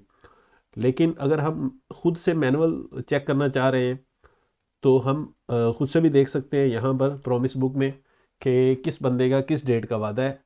तो हमारे पास ये चीज़ शो हो रही है कि इनवाइस इसकी 8 तारीख की थी, 10 तारीख को इसका प्रॉमिस है, 2 दिन इसके बाकी हैं, बाकी ये सारी डिटेल है, अब्दुल हकीम सन ऑफ ये 15 टोटल बिल इसका इतना था, 500 इसका आ गया, 1000 इसका बाकी है। तो इस तरीके से सारी डिटेल इसकी यहाँ पर शो होती रहेगी और जिस जिस बंदे का प्रॉमिस डन होता रहे वो हम यहाँ से इसको डन भी कर सकते हैं कि इस बंदे का प्रॉमिस ओके हो गया है, या बाद में उसकी डेट भी चेंज कर सकते हैं। तो ये हमारी प्रॉमिस बुक हो गई और यहाँ तक बुक्स वाला सेक्शन हमारा कंप्लीट हो गया। अब हम नेक्स्ट चलेंगे लेजर्स के सेक्शन में। तो लेजर्स के सेक्शन में सबसे पहले हमारे पास ऑप्शन है अकाउंट लेजर की। फॉर एग्जांपल हम किसी भी पार्टी का बैलेंस चेक करना चाह रहे हैं कि हम चाह रहे हैं कि किसी सिंगल पर्सन का हम देखना चाह रहे हैं क्या बैलेंस है, तो हम यहाँ से उस बंदे का अकाउंट सेलेक्ट करेंगे। फॉर एग्जांपल कुछ भी हम कर लेते हैं, ठीक है, और हमारे पास उसकी सारी डिटेल शो हो जाएगी कि वो किस डेट को क्या लेके गया था, कितने पैसे जमा करवा के गया था। इस तरीके से सारी इसकी डिटेल्स हमारे पास शो हो जाएगी, ठीक है। और हम यहाँ से चेक कर सकते हैं कि उसको क्या क्या प्रोडक्ट्स गई थी और क्या क्या क्या उसकी अमाउंट्स आई थी। और ये हमारा ये रिसीवेबल शो करवा रहा है सिस्टम 7,66,230 के रिसीवेबल हमने इस बंदे से लेने हैं। और उसके अलावा ये इस बंदे का नंबर है कि अगर हमने इसे कांटेक्ट करना है तो यहाँ से ही हम उसका नंबर डायल करके उससे कांटेक्ट कर सकते हैं। और उसके बाद हम इस बंदे की सेल परचेज देखना चाहते हैं कि फॉर एग्जांपल हम देखना चाहते हैं इस बंदे ने क्या क्या लिया है, तो वो कैटेगरी वाइज भी देख सकते हैं।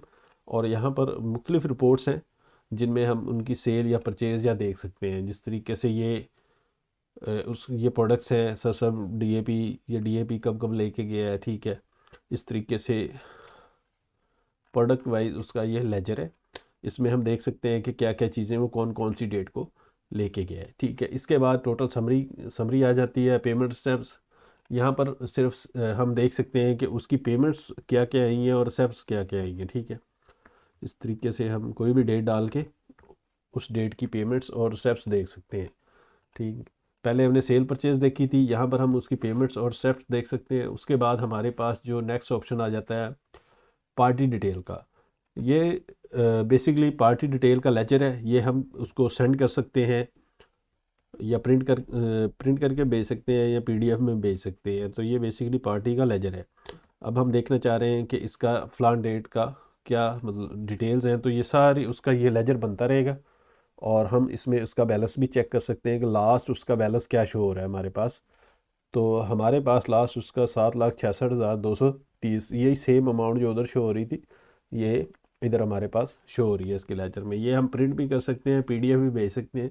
और इसमें मुख्तलिफ़ तरह के लेजर्स हम प्रिंट कर सकते हैं। फॉर एग्ज़ाम्पल मुझे यही लेजर पोर्ट्रेट में था, मुझे लैंडस्केप में चाहिए, तो मैं जस्ट लैंडस्केप प्रेस करके फिर दोबारा से इस रिपोर्ट को ओपन करूँगा तो मेरे पास वही लेजर पहले वाला अब पोर्ट्रेट लैंडस्केप मोड में शो हो जाएगा। ये चीज़ इस तरीके से। तो इसमें भी सारी इसकी डिटेल शो हो रही है कि ये क्या क्या लेके गया था किस किस डेट को, और ये डेट वाइज सारा इसका पूरा लेजर बनता रहेगा। ये हम प्रिंट भी कर सकते हैं और पीडीएफ में भी भेज सकते हैं। और नेक्स्ट हमारे पास जो पार्टी डिटेल इनवाइस वाइज, और इनवाइस वाइज में हम पहले जो लेजर था वो डेट वाइज था। अभी हमारे पास जो लेजर बनेगा वो डेट वाइज तो होगा ही, लेकिन उसके साथ साथ वो हर बिल का अलग अलग शो करवाएगा कि इस बिल में ये प्रोडक्ट्स थी, ठीक है, टोटल अमाउंट भी साथ बताएगा। और इस तरीके से मैं ओपन करता हूँ। हम जो भी डेट सेलेक्ट करेंगे, मतलब हमने 10 दिन का लेजर देना है, 20 दिन का लेजर देना है, तो इस तरीके से हमको वो उस बंदे का लेजर शो करवा देगा सिस्टम कि ये बता सलीमुल्ला गुजर सरसब, ठीक है, 2 बोरी 1700 इतने पे, और टोटल इसका बिल ये डेबिट क्रेडिट ये हो गया, इसके बाद टोटल ये आ गया, और ये साथ में इसकी रनिंग अमाउंट चल रही है, और एंड पे फाइनल बैलेंस इसका वही आएगा 7,66,230 रुपये। तो ये इस तरीके से हम उसको प्रिंट भी कर सकते हैं, पीडीएफ में भेज सकते हैं। और ये चीज़ हो गई। और यही लेजर हम पोर्ट्रेट में देखना चाहें तो हम पोर्ट्रेट पे क्लिक करके यही लेजर ओपन करेंगे तो यही लेजर पोर्ट्रेट में ओपन हो जाएगा। ये चीज़, इसको भी हम प्रिंट कर सकते हैं और पीडीएफ में भेज सकते हैं। सेम वही चीज़ है, जस्ट पेज फॉर्मेट साइज़ का फ़र्क है। और ये चीज़, इसके बाद हमारे पास चेक्स पे की ऑप्शन आ जाती है इसके अंदर, और चेक्स रिसीव की। अगर हमने इस पार्टी को कोई चेक दिया है तो वो यहाँ पर हमको शो हो जाएगा, अगर इस पार्टी से कोई चेक रिसीव किया है तो वो यहाँ पर शो हो जाएगा। और उसके बाद हमारे पास मूड वाइज और मूड वाइज समरी आ रही है। हमने मूड वाइज देखना है तो हम मूड वाइज देख सकते हैं।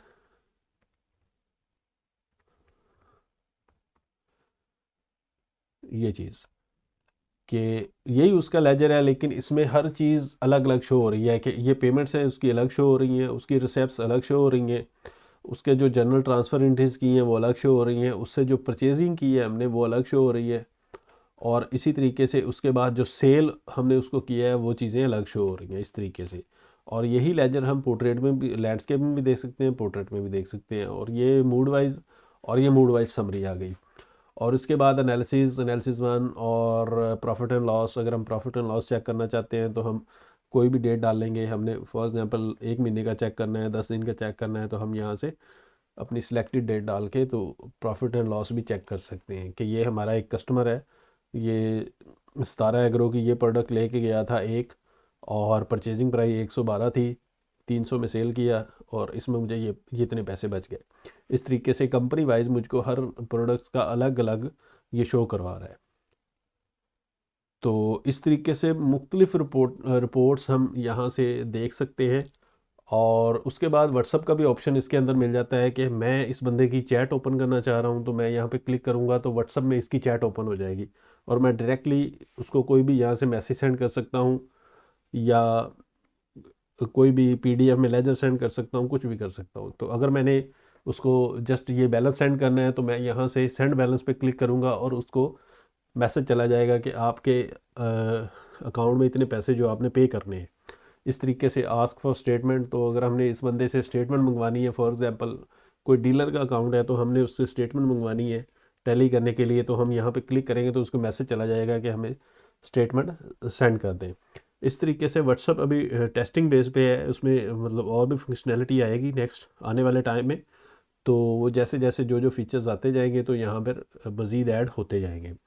और हम किसी भी रिपोर्ट को एक्सपोर्ट कर सकते हैं पीडीएफ में, वर्ड में, एक्सेल में, किसी भी फॉर्मेट में हम उसको एक्सपोर्ट भी कर सकते हैं। इसके अलावा हमने कोई बैलेंस प्रिंट करना है या रिमार्क्स वगैरह कुछ सर्च करने हैं कि हमने कोई चेक नंबर डाला है या कोई अमाउंट सर्च करनी है, तो वो यहाँ से हम ये रिपोर्ट्स में देख सकते हैं। और ये हमारे पास अकाउंट लेजर था। इसके बाद हमारे पास इसका एरिया लेजर शो हो जाता है। एरिया लेजर में हम किसी स्पेसिफिक कैटेगरी की बैलेंस वगैरह चेक कर सकते हैं। फॉर एग्जांपल मैं देखना चाह रहा हूँ कि मेरे पास बैंक्स में क्या बैलेंस है, तो मैं यहाँ पे बैंक सेलेक्ट करूँगा तो मेरे पास उनका जो भी अमाउंट होगी, पेएबल या रिसीवेबल, वो मेरे पास शो हो जाएगी। और नेट अमाउंट ये मेरे पास शो होगी कि इन सब का टोटल ये है और अलग अलग ये है। इस तरीके से मैं देखना चाह रहा हूँ कि मैंने फार्मर से क्या लेना देना है, तो ये नेट अमाउंट है, ये इतने पैसे मैंने लेने हैं और साथ में सबका अलग अलग बैलेंस है। ये 40,000 मैंने जो नेगेटिव शो हो रहा है ये पे करने हैं और जो पॉजिटिव शो हो रहा है ये मैंने रिसीव करने हैं। तो इस तरीके से सब कस्टमर के अलग अलग नंबर भी शो हो रहे हैं और साथ में उनके बैलेंसेस भी शो हो रहे हैं। हम यहाँ से ही उस कस्टमर को मैसेज कर सकते हैं कि ये आपके इतने पैसे पेएबल या रिसीवेबल हैं, ठीक है। और ये चीज़, उसके अलावा हमारे पास ये ऊपर रिपोर्ट शो हो जाती हैं। Area wise analysis, area wise means कि हमने यहाँ से कैटेगरी सेलेक्ट की है फार्मर की, तो मैं यहाँ से सिर्फ फार्मर्स का ही प्रिंट निकालना चाहता हूँ कि मैं कहता हूँ यार सिर्फ फार्मर का प्रिंट निकले कि फार्मर से मैंने क्या लेना है। तो मैं यहाँ पे पेएबल, रिसीवेबल और समरी, यहाँ पे कोई भी रिपोर्ट ओपन करके देख सकता हूँ। तो ये मुझे सिर्फ फार्मर्स का ही बैलेंस शो करवाएगा कि जो फार्मर से मैंने लेना है। और उसके बाद ये पेएबल और रिसीवेबल, जिस तरीके से ये चीज़ आ गई कि मेरे पास सिर्फ फार्मर्स का बैलेंस है, तो फार्मर्स के रिसीवेबल मुझे शो हो रहे हैं। और अगर मैं चाहता हूं कि मुझे ओवरऑल शो हो, तो मैं फिर ओवरऑल एनालिसिस में से ये 3 रिपोर्ट हैं जो ओवरऑल एनालिसिस की, पेएबल, रिसीवेबल और समरी, यहाँ से अपनी मर्ज़ी की जो भी रिपोर्ट मैं यहाँ से ओपन करके देख सकता हूँ, ठीक है। इसी तरीके से मुख्तलिफ ये रिपोर्ट्स हैं, डिटेल्स और समरी, इनके बैलेंसेस वगैरह, और मुख्तलिफ रिपोर्टिंग है कि ये फार्मर्स को मैंने क्या क्या सेल आउट किया था और अलग अलग कस्टमर का नाम आ गया। इस तरीके से ये चीज़ें, ये बंदे को मैंने सेल आउट की, तो उन सब की डिटेल यहाँ पर शो हो रही है। और ये बाकी सारी रिपोर्ट्स हैं ऊपर, पेमेंट्स की, रिसेप्ट्स की, एरिया वाइज। तो ये हमारे पास एरिया लेजर का भी सेक्शन ख़त्म हो गया। इसके बाद हमारे पास जो नेक्स्ट ऑप्शन आता है वो है ट्रायल बैलेंसेस का। ट्रायल बैलेंसेस में हम अपना ओवरऑल शॉप की वैल्यू देख सकते हैं कि हमारे पास जो स्टॉक है या हमारे पास जो हमने पार्टी से बैलेंस लेना देना है, तो लेने देने के बाद हमारे पास हमारी स्टॉक की ओवरऑल वैल्यू कितनी है, ये हमारे पास शॉप की ओवरऑल वैल्यू कितनी है, तो वो हमें यहाँ पर शो होता रहेगा। और ये यहाँ पर जस्ट डमी इंट्रीज हैं, जस्ट चेकिंग पर्पस के लिए, तो इस वजह से इसमें कुछ में मतलब बैलेंसेस वगैरह शो नहीं हो रहे। तो यहाँ पर हमको अलग अलग शो होगा कि हमारे पास इतने का स्टॉक है और उसके बाद ये अमाउंट हमने हमारे पास बैंक्स में पड़ी है, बैंक से लेनी है, और ये कस्टमर्स को हमने पे करने हैं या रिसीव करने हैं। तो इस तरीके से हमारे पास उन सब की डिटेल्स ओवरऑल आएगी कैटेगरी वाइज। और यहाँ पर हमारे पास उनका टोटल कैश शो होगा कि हमारी ओवरऑल शॉप की वैल्यू कितनी है। और ये हमारे जब हम कोई भी एंट्री करेंगे तो उस पर ये बढ़ती और कम होती रहेगी कि फॉर एग्ज़ाम्पल हमने एक चीज़ 500 रुपये की ली और 1000 रुपये में सेल कर दी, तो सिस्टम ऑटोमेटिकली उसका 500 रुपये प्रॉफिट कैलकुलेट करके हमारी इस टोटल वैल्यू में प्लस कर देगा। और हमको डेली बेसिस पे आइडिया होता रहेगा कि हमारी ओवरऑल शॉप की वैल्यू बढ़ रही है कि कम हो रही है, ठीक है, कि हमें कुछ बच रहा है या हम माइनस में जा रहे हैं, क्या चीज़। तो वो चीज़ हम यहाँ पर देख सकते हैं। इसके अलावा मुख्तलिफ रिपोर्ट्स हैं जिनको हम प्रिंट कर सकते हैं। ये सेम वही रिपोर्ट है जो हमें सिस्टम मेन पे शो करवा रहा था, ये वाली ये चीज़। और उसके बाद हम ओवरऑल देख सकते हैं कैटेगरी वाइज। यहाँ पर मेरे पास कैटेगरी वाइज शो हो रहा है cash and bank balances, ABL में ये पड़ा है, अल्फला में ये पड़ा है, कैश इन हैंड ये इतने पैसे मेरे हाथ में मौजूद हैं, और डेली कैश ये है, सारा कुछ इस तरीके से ये चीज़ें कैटेगरी वाइज शो हो जाएंगी। कंपनीज़ के पास मेरा ये बैलेंस है, एब्सेंस शीट में ये है, सारा इस तरीके से शो हो जाएगा, ठीक है।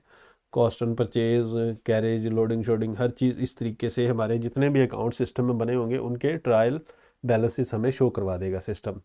और ये ट्रायल सब कैटेगरी वाइज हैं, यहाँ पर भी हमको वही चीज़ मिल जाएगी कि बैंक्स में क्या है, कंपनीज में क्या है, कस्टमर्स में क्या है, ठीक है।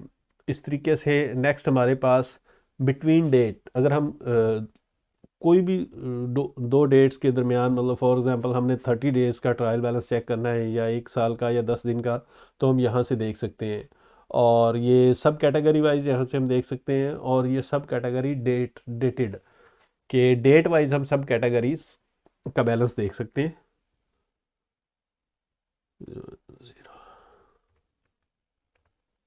इस तरीके से कि ये डेट वाइज बैलेंस हमारे पास आ रहा है सब कैटेगरी वाइज। फॉर एग्जांपल ये कस्टमर्स आ रहे हैं मेरे पास, इसके बाद नेक्स्ट कैटेगरी आ रही है।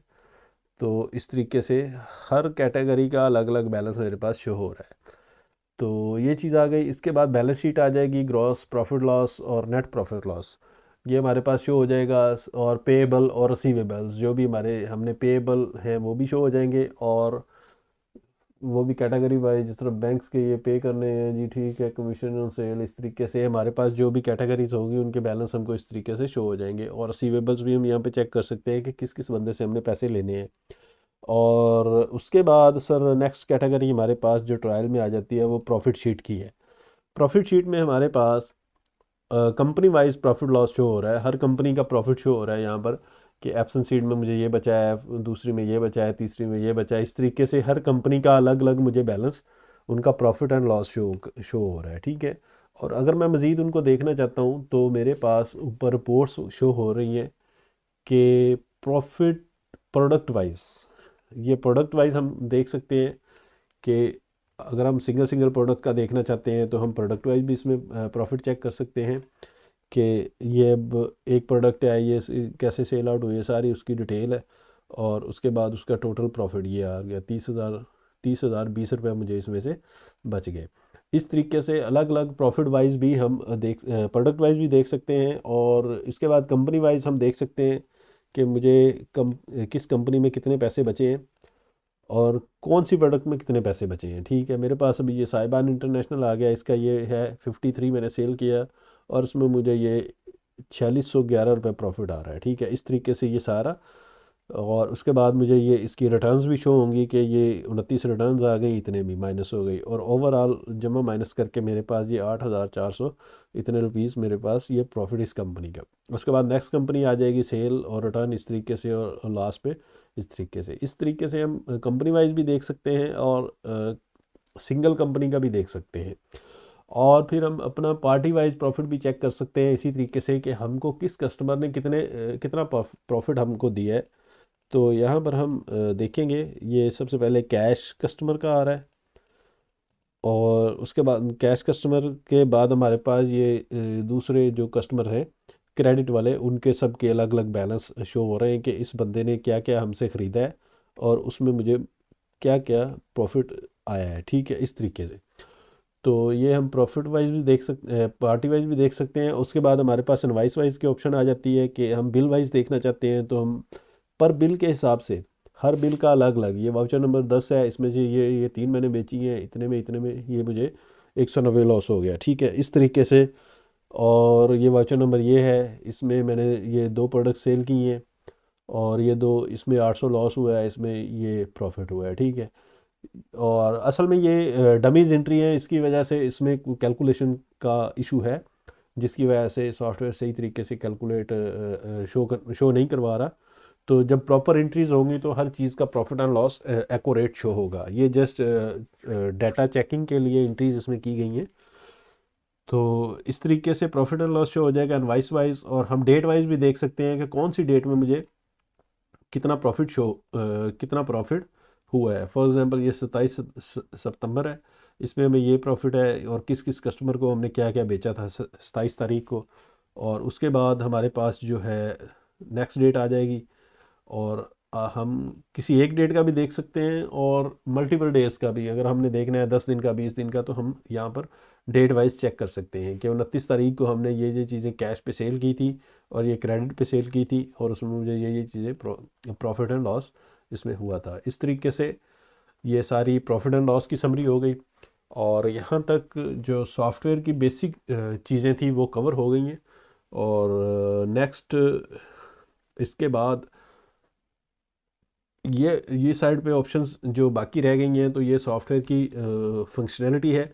इसमें मैं बेसिक आपको कुछ गाइड कर देता हूँ। सबसे पहले हमारे पास होम का ऑप्शन आ जाता है। होम पर क्लिक करने से हमारी होल स्क्रीन रिफ़्रेश हो जाती है, सॉफ्टवेयर अपना प्रॉपर अपनी वर्किंग पे आ जाता है कि अगर कोई भी चीज़ बैक पे ओपन है या कोई चीज़ वर्किंग उसकी कोई प्रॉब्लम आ रहा है, तो होम पे क्लिक करने से वो सारा सॉफ्टवेयर रिफ़्रेश हो जाता है। और सेटिंग में हमारे पास इसकी बेसिक सेटिंग है। सिस्टम इंफॉर्मेशन हम चेक कर सकते हैं कि सिस्टम में क्या रैम हार्ड ड्राइव जो भी है वो हम यहाँ से देख सकते हैं। और इसके अलावा रिस्टोर विंडो, फॉर एग्जांपल हमने इसको ऐसे कर दिया और मैं चाहता हूँ कि यार ये पूरी रिस्टोर हो जाए, तो मैं दोबारा क्लिक करूँगा तो पूरी विंडो रिस्टोर हो जाएगी। और इसके बाद यूज़र असेस का ऑप्शन आ जाता है हमारे पास। यूज़र असेस में हम मल्टीपल यूज़र के अकाउंट्स बना सकते हैं कि फॉर एग्जांपल हम चाह रहे हैं कि मैं 2 या 3 यूज़र बनाऊं कि हर बंदा अपना यूज़र पासवर्ड यूज़ करे और सिस्टम में एंट्री करने के लिए। तो इस तरीके से हम मल्टीपल यूज़र भी बना सकते हैं। इसके अंदर हम यहाँ पर अपना एडमिन का मेन पासवर्ड देंगे और यहाँ पर हम लॉगिन करेंगे। ठीक है, अब हमारे पास यूज़र असेस का ऑप्शन आ गया है। यहाँ पर हम न्यू यूज़र भी बना सकते हैं और अपने यूज़र्स को कंट्रोल भी असाइन कर सकते हैं कि मैं चाहता हूँ कि यार ये बंदा सिर्फ सेल परचेज़ की एंट्रीज देख सके और बाकी सारा डाटा लॉक हो। तो मैं न्यू यूज़र बना के उसको सिर्फ सेल परचेज़ की अथॉरिटी दूंगा, बाकी सारा उसको हाइड कर दूंगा, मतलब अनटिक कर दूंगा, तो वो बंदा सिर्फ सेल परचेज़ कर सकेगा, बाकी चीज़ें नहीं देख सकेगा। या मैं चाहता हूँ कि ये बंदा मेरी कैश बुक नहीं देख सके, तो मैं कैश बुक को अनटिक कर दूंगा और बाकी चीज़ें अनलॉक रखूँगा। इस तरीके से हम अपने मल्टीपल यूज़र को कंट्रोल्स भी असाइन कर सकते हैं कि ये यूज़र ये काम कर सके और ये बंदा ये काम ना कर सके। ठीक, तो ये सब कुछ एडमिन अकाउंट से कंट्रोल होगा। तो ये यूज़र असेस का हो गया। इसके बाद यूज़र्स की हिस्ट्री, यहाँ पर हमारे पास यूज़र्स की हिस्ट्री बनती रहेगी टोटल कि यूज़र कितने बजे लॉगिन हुआ, कितने बजे लॉग आउट हुआ। तो यहाँ पर सारा इसका डिटेल आती रहेगी, login time, log out time, कि कौन सा यूज़र कितने बजे लॉगिन था, कितने बजे लॉग आउट था। ठीक, इसके बाद व्हाट्सअप की ऑप्शन आ जाती है कि जो भी कस्टमर हमने जिनके व्हाट्सअप नंबर ऐड किए होंगे वो हमारे पास यहाँ पर शो हो जाएंगे। हम यहाँ से कोई भी कस्टमर सेलेक्ट करते हैं और उसको हम यहाँ से कुछ भी हेलो हाई का मैसेज सेंड करना चाह रहे हैं, तो हम यहाँ से प्रेस करेंगे तो उस बंदे को व्हाट्सएप पे मैसेज ओपन चला जाएगा। इस तरीके से नेक्स्ट हमारे पास रिकॉर्ड लॉकिंग का ऑप्शन आ जाता है। रिकॉर्ड लॉकिंग में हमारे पास दो तरह की लॉकिंग है, एक तो लॉकिंग है और दूसरा लॉकिंग ओवरऑल। लॉकिंग मीन्स कि अगर आज हम कोई वर्किंग कर रहे हैं और हम चाहते हैं कि यार आज का डाटा लॉक नहीं हो, इसके पिछली डेट का, कल से लेकर बैक एंड जो भी था वो सारा लॉक हो जाए, तो हम लॉकिंग पे क्लिक करेंगे तो हमारा आज की डेट छोड़कर आज के अलावा सारा डाटा लॉक हो गया। और अगर हम चाहते हैं कि आज का भी लॉक हो जाए तो फिर लॉकिंग ओवरऑल है। तो इससे ये होगा कि इससे आज की भी ओवरऑल जो भी एंट्री हमने की है वो सारी लॉक हो गई।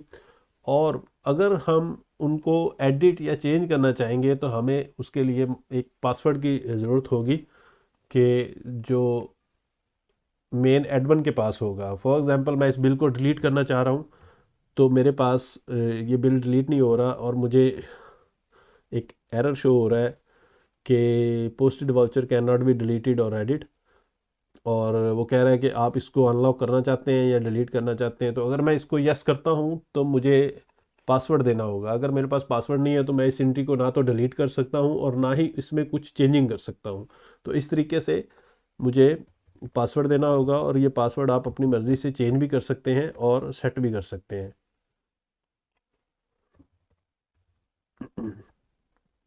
तो इस तरीके से अभी मैं इस बिल को डिलीट कर सकता हूँ और एडिट भी कर सकता हूँ ये बिल।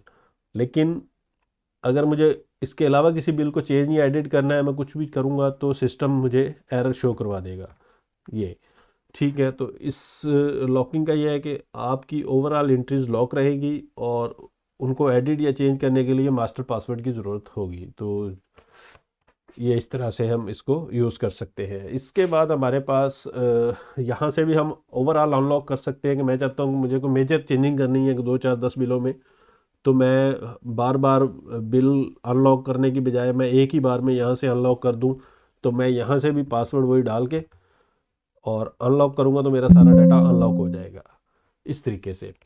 और हम सेपरेट सेपरेट बिल को भी अनलॉक कर सकते हैं। और उसी के बाद हमारे पास लॉकिंग में बैकअप की ऑप्शन मिल जाती है कि मैं चाह रहा हूँ कि यार अभी एक बैकअप बन जाए सिस्टम के अंदर ही, तो मैं जस्ट यहाँ पे क्लिक करूँगा तो सॉफ्टवेयर बैकअप बना देगा। और ये करंट डेट आ रही है, लास्ट बैकअप टाइम ये था और लास्ट लॉगिन टाइम ये सिस्टम शो करवा रहा है। इसके बाद सिस्टम स्टार्ट डेट के हम जब भी कोई रिपोर्ट सेलेक्ट करते हैं तो एक डेट, फर्स्ट डेट शो होती है।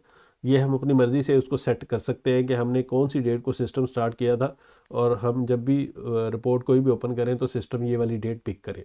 इस तरीके से बैकअप की सेटिंग है कि बैकअप हम कहाँ पे बनाना चाह रहे हैं, तो ये चीज़ें। इसके अलावा लास्ट में हमको एक ऑप्शन मिल जाती है अपडेट की ऑप्शन। अपडेट के ऑप्शन में ये है कि हम जितना भी हमने वर्किंग की है, कोई हम सेल या परचेज़ की एंट्री करेंगे तो जैसे ही हम अपडेट करेंगे हम यहाँ से अपडेट ओवरऑल कर लेंगे, या फाइनल बैलेंस जो चीज़ हमने अपडेट करनी है, अगर हमने सिर्फ कैश अपडेट करना है तो सिर्फ कैश कर लेंगे, या स्टॉक अपडेट करना है तो स्टॉक कर लें, या ओवरऑल ओवरऑल अपडेट करना है तो ओवरऑल अपडेट कर लें।